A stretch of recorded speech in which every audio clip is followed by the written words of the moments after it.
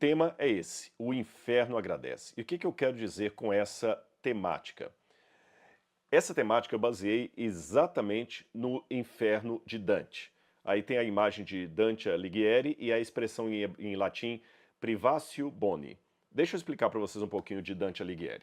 Dante Alighieri foi um escritor importantíssimo da história da teologia cristã e ele escreveu a Divina Comédia, que tem 3 partes. É um poema longo, longo. O Dante Alighieri é responsável até pela consolidação da língua da língua italiana vulgar, uma série de coisas. E quando ele falou do inferno, ele criticou muito o sistema religioso da época que ele vivia.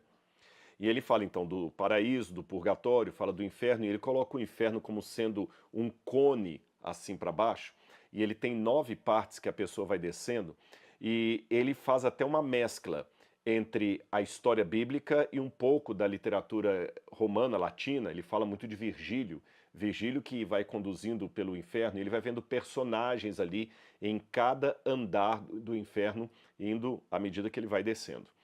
E ele define o inferno, em última instância, como a privatio boni, ou seja, o inferno é a privação absoluta da presença de Deus. É você ter a ausência absoluta de Deus. E ele faz uma correlação muito grande entre o que acontece no inferno e a negligência dos crentes aqui na Terra. Ou seja, a sua negligência fortalece o inferno. A sua negligência dá mais poder para o inferno. Então ele faz até uma ideia que não são apenas os pecados ativos que potencializam a ação do inferno em você, mas também os pecados passivos, ou seja, aquilo que eu deixei de fazer também alimenta o poder das trevas. E eu achei muito interessante, é muito forte o poema de Dante Alighieri, eu até recomendo que vocês leiam, é um clássico, e ele tem uma força teológica muito grande. Daí, eu me lembro quando ele fala do que acontecia na sociedade já no seu tempo. Imagina se Dante Alighieri já achava a sociedade do seu tempo uma verdadeira Sodoma, que estava alimentando o inferno estava aplaudindo o espetáculo da terra. Por isso que ele tem o trocadilho, a Divina Comédia, porque geralmente nas narrativas gregas e também latinas, a comédia ela terminava com um tom assim de caos. Então ele coloca a Divina Comédia, que é o caos provocado por pessoas que não seguem aquilo no qual elas dizem acreditar. Tá certo?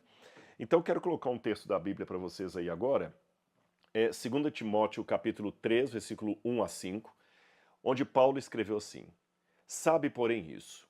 Nos últimos dias sobrevirão tempos difíceis, pois os homens serão egoístas, avarentos, jactanciosos, arrogantes, blasfemadores, desobedientes aos pais, ingratos, irreverentes, desafeiçoados, implacáveis, caluniadores, sem domínio de si, cruéis, inimigos do bem, traidores, atrevidos, enfatuados, mais amigos dos prazeres que amigos de Deus.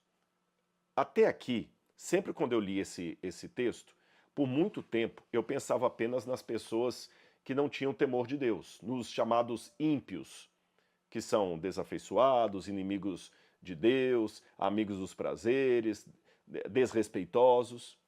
Mas de um tempo para cá, eu fui fazer uma exegese, uma hermenêutica desse texto, e os meus olhos correram para uma parte no final ali que muitas vezes passa batida. Eu vou repetir o texto aí, você vai ver qual a parte. Eu até sublinhei de amarelo ali. Tendo forma de piedade, negando-lhe, entretanto, o poder. Foge também deles. Eu vim só colocar o celular aqui para marcar o tempo. Tendo forma de piedade, ou seja, Paulo estava escrevendo isso para Timóteo.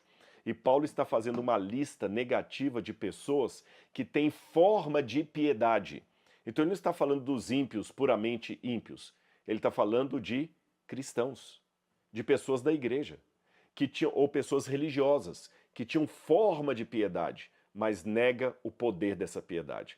E ele fala com Timóteo, foge também destes. Voltando para mim, ou seja, hoje, talvez o grande problema da sociedade cristã ocidental em que nós vivemos não são aqueles inimigos declarados do cristianismo, mas aqueles que têm a forma da piedade, mas negam o poder e são às vezes um joio trazendo coisas ruins para dentro do povo de Deus.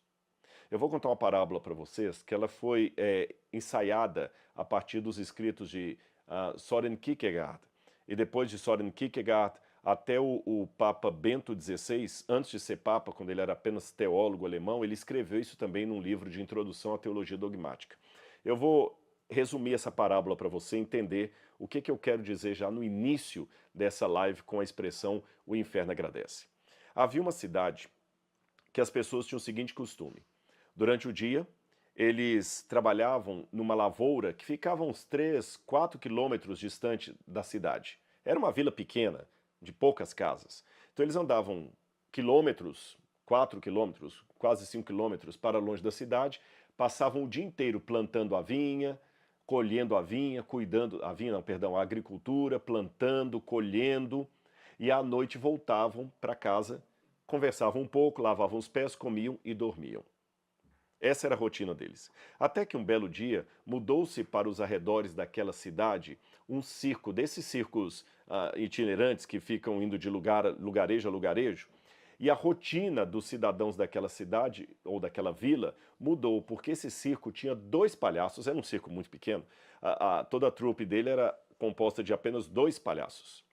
E as pessoas agora assistiam os palhaços fazendo o espetáculo à noite, os 2 palhaços.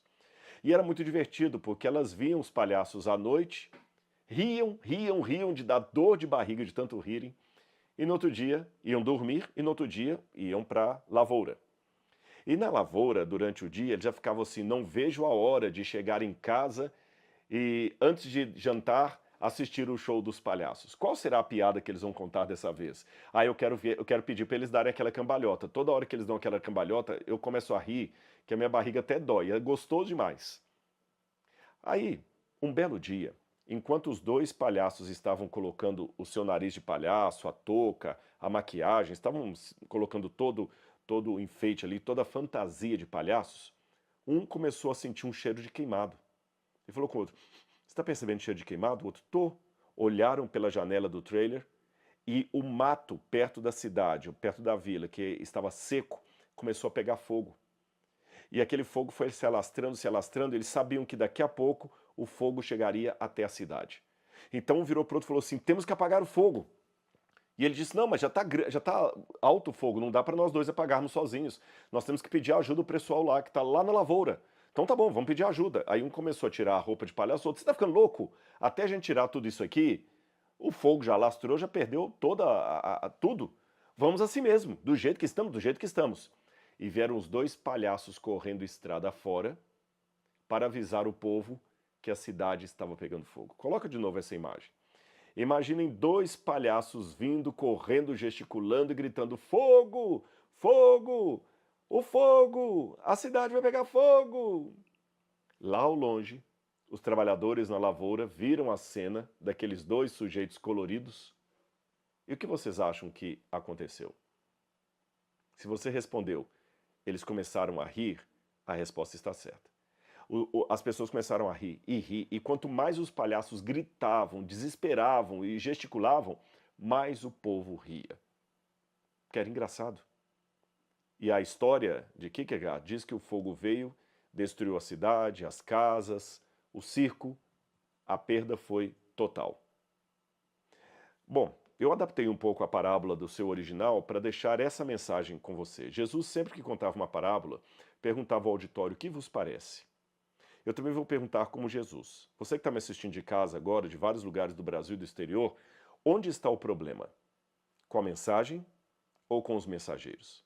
Pois saiba que todas as vezes que nós dizemos crer na mensagem correta, mas não vivemos à luz daquilo que nós dizemos acreditar, nós parecemos para o mundo palhaços contando uma piada. O máximo que nós arrancamos das pessoas são risadas e gargalhadas da nossa fé. Você percebeu?